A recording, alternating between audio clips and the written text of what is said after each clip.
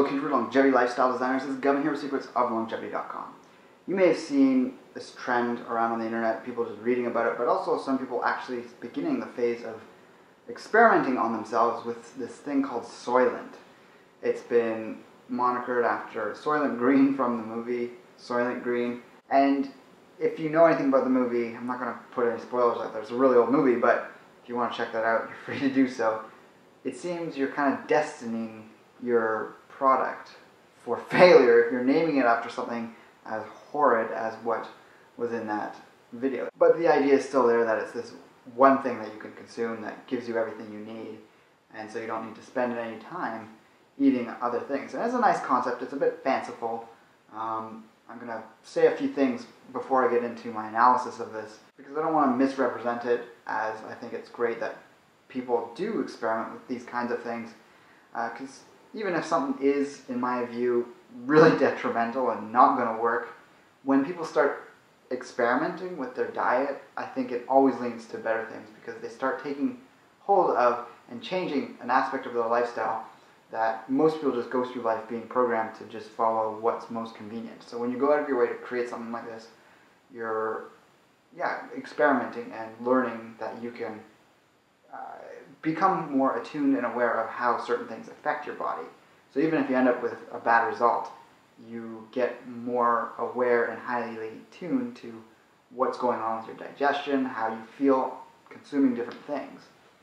So if you're going on an all-liquid diet, which is what this is about, you're going to have certain benefits. And a lot of these people running these very short experiments, and I can't say I know what they were eating before, but a lot of it seems to be these sort of tech-type people that want to be productive and work all day, so they're generally going to be the types that have been consuming a very poor quality diet to begin with. So going on an all-liquid diet is quite cleansing, and they're probably going to have some benefits just from doing that, and that could contribute to the positive results they might see in these very short periods of time. The other thing I need to add is that the philosophy behind it is about allowing yourself to have the freedom to eat whatever you want outside of what you're consuming to meet your basic needs. So if you're out with friends, you still might order food, but you might just order what tastes the best as opposed to eating something that you think is healthy or is trying to meet your needs for a meal. So it frees you up in that sense, that you can enjoy the food you do eat, and you don't even have to eat every day. So that's the one point I did want to highlight, because as I'm going to criticize this, if you are eating other foods, you're obviously perhaps meeting some of the detriments that are built into Soylent that you might be missing out on. And also, there are people that have taken it and modified it and added things to it, which of course might be the things I'm talking about in this video. But what I'm referring to and sort of debunking is what's on the Wikipedia page. It's the formulation that was actually part of the Kickstarter campaign that this guy put together. By the way, I'll put all this information below the video as links if you want to read up about it or read what's in it. So the Kickstarter campaign was to try and fund money to create a product and then launch it. And it seems they're going ahead with that. And, with anything like this, there's tons of meal replacement type products on the market. So it kind of seems like just a very hyped version of that. I mean, I know a lot of meal replacements don't claim or advocate, replacing everything you do with what they have in them, but it's the same concept. Now further, I'd say that anyone that is going to experiment with this and is watching this video just for informational purposes, I'd highly recommend cycling out some of the things for other things on a regular basis. So if you're using a protein powder, you're going to want to change it up, because getting the exact same ratio of amino acids that would be in that protein source, your body's going to get tired of it because you don't have the exact ratio of proteins. There's no one single food that has the exact ratio of proteins anyone needs, or amino acids I should say. So you need to rotate it to make sure you're getting different levels, and also just to prevent getting too accustomed to something that you might then develop an intolerance towards. So whether it's whey or brown rice protein, if you're going to use these things, try the cycling method and you might end up with less problems. But still, I think this whole thing is doomed to fail from the get-go. I highly doubt we'd see anyone succeed on this long-term by any means whatsoever. And yeah, just to start off, let's look at some of the main nutrients. If you actually look at the list, and there's actually two different lists on this Wikipedia page, I'm sure it's an ongoing thing and people have added things. But what I'm seeing is that there's 14 minerals in this list. There is not just 14 minerals that the body requires. There's at least 60. And we need more research in nutrition to show just what other ones might be necessary, because there's other items out there, there's other nutrients within nature that, you know, there might be very trace elements that we get very sporadically, but our body uses it and we have a requirement for that. We know from all sorts of animal studies and as well as human studies, when certain nutrients, however trace they may be, are isolated out of the diet and we don't get them, drastic things happen over the long term. In animal studies, when they take aluminum completely out of the diet, I mean trace amounts of organic aluminum, not aluminum you get from rubbing against an aluminum canoe and absorbing that through your skin. I mean aluminum that would be in very trace amounts in the soil that a plant would then metabolize and actually turn into a usable form of it, organic aluminum. If you go without aluminum for months on end, you're going to end up leading towards infertility. That's pretty serious. It's a required nutrient. So that's just one example of many, and that's just a controversial one because a lot of people think aluminum has no part in overall health. Another one, which was actually a major one, and this would fall under vitamins or major nutrients. There's 16 essential major nutrients from the various vitamin A, B, C, D, E, K, but choline sometimes just referred to as vitamin B4, so it's not often shown as a B vitamin, but that's what it would be grouped in as. So that's not on the list. Now the list does have vitamin B12, but within that packet, and they're going by RDAs, it says exactly 33%. So for most of them it's 33% for each nutrient. Some are like 35, 37% to get a bit extra, because I guess the creator of that thought, oh, maybe we do need a bit of extra nutrients just in case we don't absorb some of them. That's the case, is that when you measure an RDA out via the starting point as opposed to what you actually absorb, it's really not a good way to go about things. For example, B12, it's horrendous if you've had any history of smoking, drug addiction, digestive problems from childhood, perhaps you've had your appendix out. There's a whole list of reasons as to why you might not make enough intrinsic factor, which is needed to absorb B12 when you take B12 orally from food or a supplement. So that's why a lot of multivitamins and whole food supplements have like 1,200 or many thousands of times the RDA for B12, because a lot of people, the majority of people, actually have some problem in absorbing enough of it. I mean, someone who has no ability to absorb it is going to need to do B12 injections either way, because they're not going to get it from food, they're not going to get it from supplements, because they don't have that intrinsic factor that gloms onto the B12 and actually makes it absorbable later on in the gut. I'm not going to go through every nutrient here, but another one is inositol. That's an essential nutrient.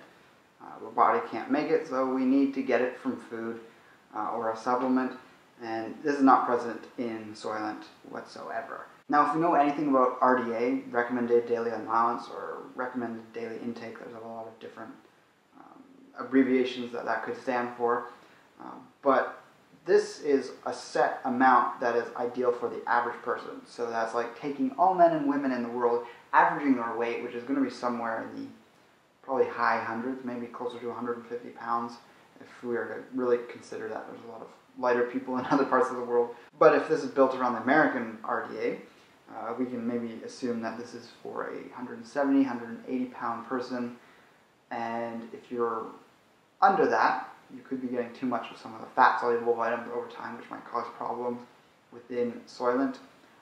But if you're over that, you're not getting enough. If you're active, you're not getting enough of this mixture. And because they're in individual packets, at least that's the proposed way the product would be sold, I think a scoop in a larger container would make more sense, because if you were larger and you recognize you need more calories, you could just do an extra scoop. And if they based it around body weight and activity level, that would make more sense. And perhaps they're considering doing that. But either way, the RDAs, which is what this is going by, is for a set body weight, and it doesn't take into account these variations that occur in people's need for different nutrients.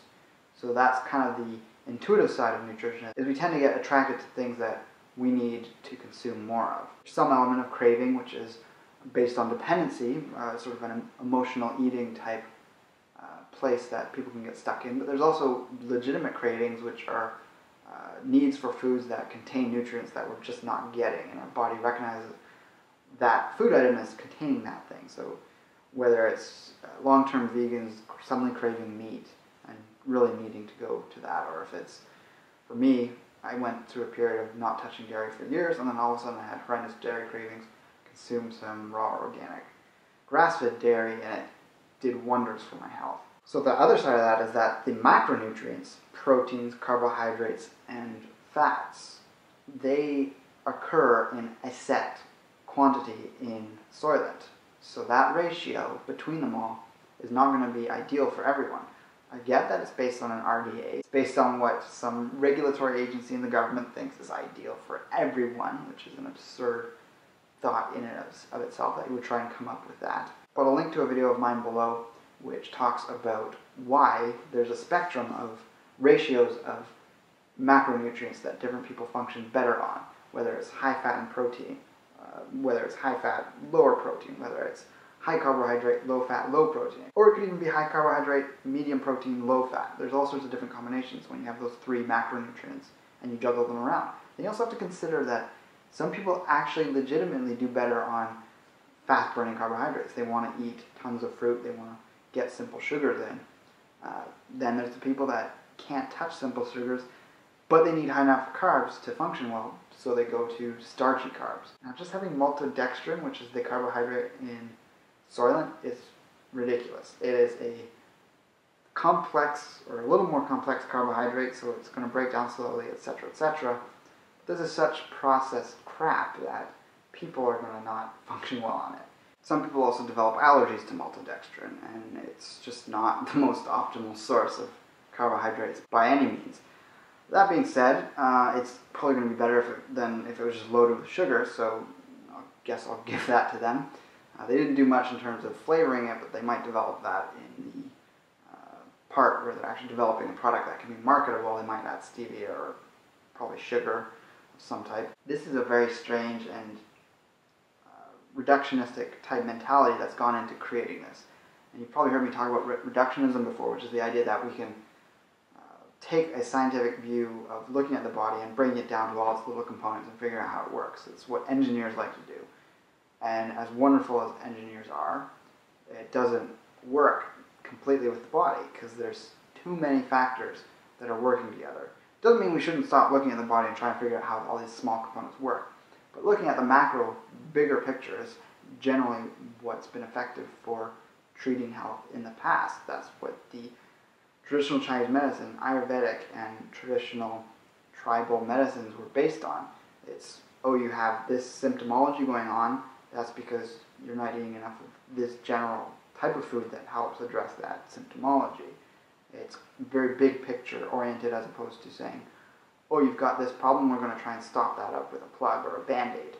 And by plug, I mean, giving the body a crutch to try and immediately stop that symptom as opposed to addressing the deeper cause. And that's where typical food that we eat, even if it is really conventional produce / meat, we are getting these random nutrients at intervals quite intuitively that are going to be meeting some of our needs. Now again, people have actually thought about this. They want something that covers your basic needs. A lot of companies create products that we take as insurance policies, so to speak, against deficiency.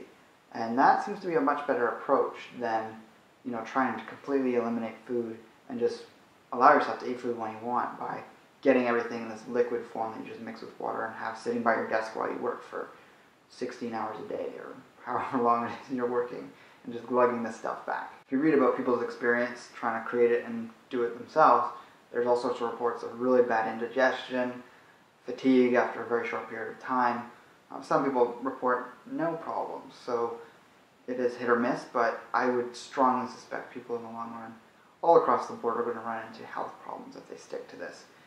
Another thing to consider is the difference between an isolated supplement that is pharmaceutical grade or lab grade, where they've extracted it from something inorganic or just something that you wouldn't eat as food. So what I'm talking about here is calcium carbonate, which is the same calcium you find in seashells, in coral, and this is not usable by the body. It's basically consuming chalk. It's equivalent of that. It's not a usable form of calcium. And furthermore, this inorganic form of calcium has been shown to be a source of building material for calcium-forming microorganisms. These are bacteria the size of a virus. The jury's still out on whether these are living or not, so whether they're bacteria or viruses. But they know for sure that these things exist, and they contribute to the buildup of calcification in the body. And that's where these organisms take inorganic calcium in our bloodstream and construct basically coral on the inside of your body. So you can imagine like the barnacles on a ship that bogs it down, that bogs down a pier. If this is happening in your joints, you're going to get arthritis. If this is happening in your eye, you're going to get macular degeneration. If this is happening in a little cluster, it's going to become a tumor. If it's happening in your brain, it could be Alzheimer's. So you don't want to be shoveling sand in the gear, so to speak. The coral calcium, or the calcium carbonate, is the absolute worst form of calcium you can take. It's one of the most popular supplements in health food stores, cheapest way to get calcium in. But no, you've got to get food-based calcium. You could take a supplement, but you'd want something that was usable from a food source, that was organic calcium, meaning it has that carbon molecule added to it that allows it to be fully usable by the body.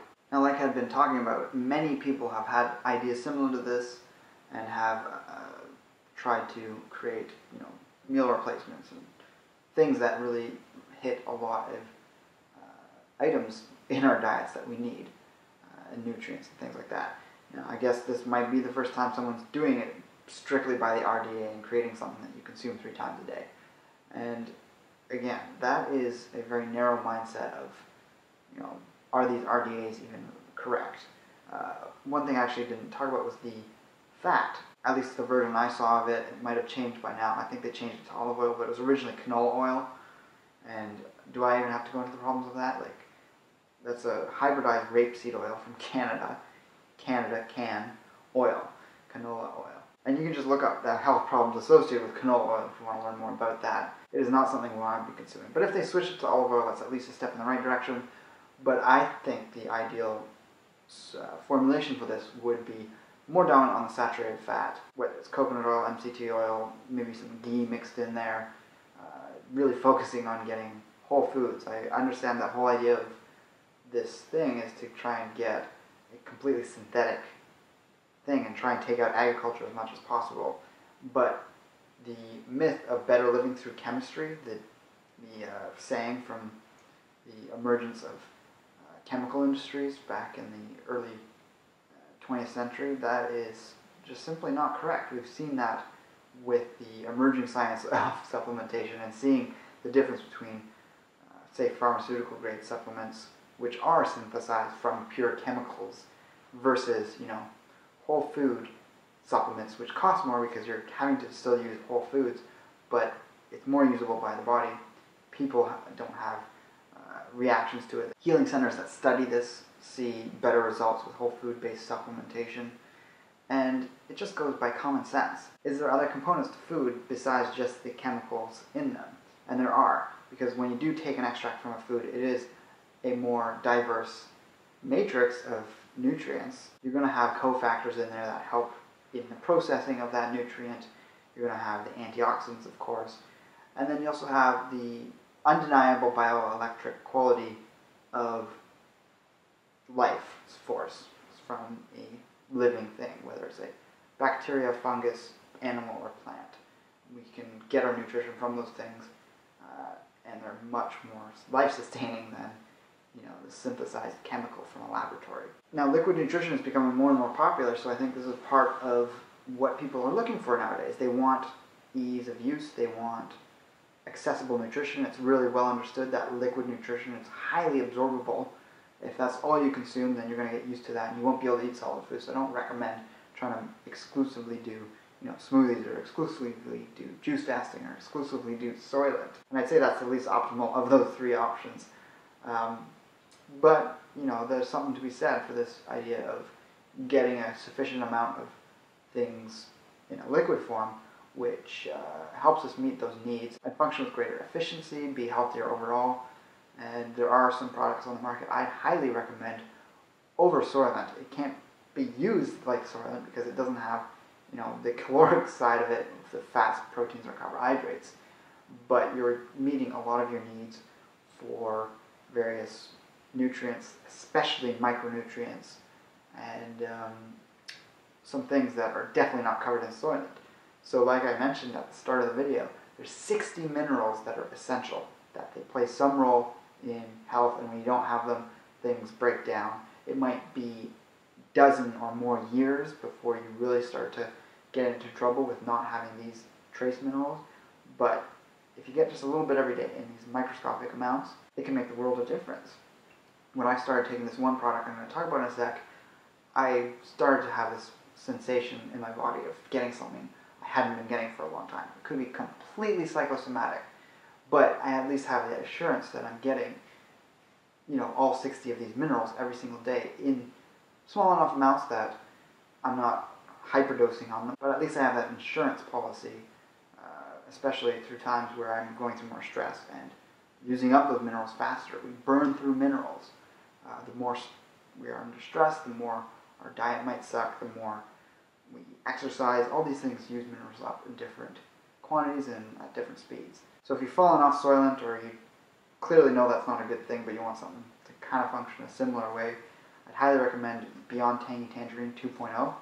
It's a vast array of all of the nutrients you require on a daily basis in certain amounts. There's certain nutrients you don't want to overdose on, and if you're getting them from food, it keeps them at a low enough level that you're not going to be going over, such as iron. If you get too much iron, it's pro-oxidant, so it's only, I believe, 10% of your daily iron requirements.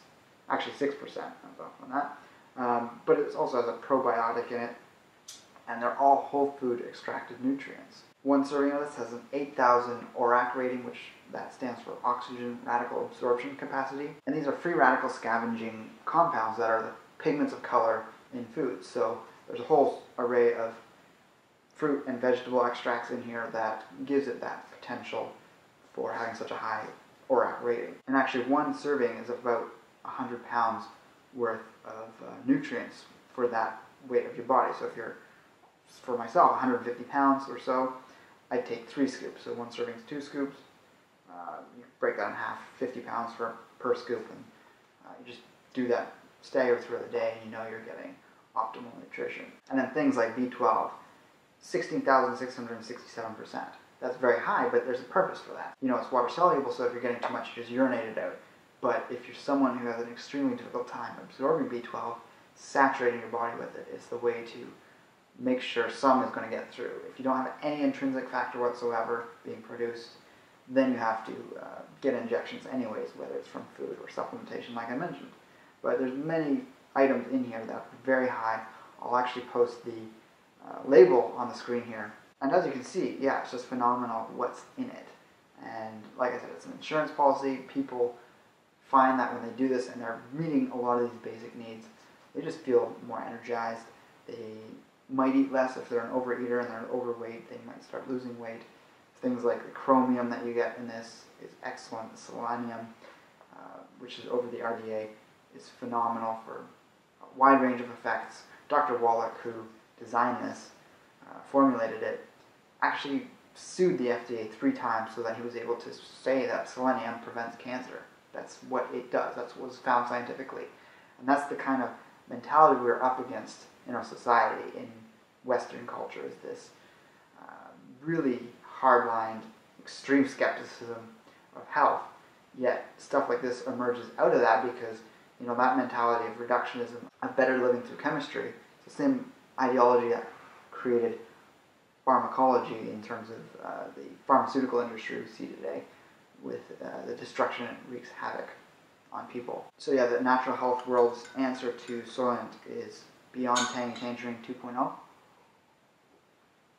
You can get it at the links below. You can read about it on my site, and I'll be making future videos about it as well, talking about it in more depth and talking about some of the other amazing products this company, Longevity, offers. It's a great name. I quite like that. It obviously ties in with what I do here already. And it's an orange peach flavor, the 2.0. I'm an advocate of 2.0. I'm not a fan of 1.0 as much because it does have that more synthetic type supplements added into it, even though there are still a lot of whole food based nutrients in it. The 2.0 is the one that I recommend. It's extremely palatable. It's not the best thing ever, but I think it's delicious enough, and when you know what you're getting from it, it actually makes it even more enjoyable because you have that rush of knowing that you're doing your body good, as opposed to putting this like toxic slurry of weird chemical nutrients that you might only be getting 5 to 20% absorption from it, as we know from the science on synthetic supplements versus whole food supplements. So let me know what you think about this video in the comments below. Let me know if you've tried Soylent or anything like it, and what your experience has been. Post that in the comments below. Like, favorite, and share the video if you feel so inclined, and with that, I'll talk to you next time. Take care and embrace life without limits.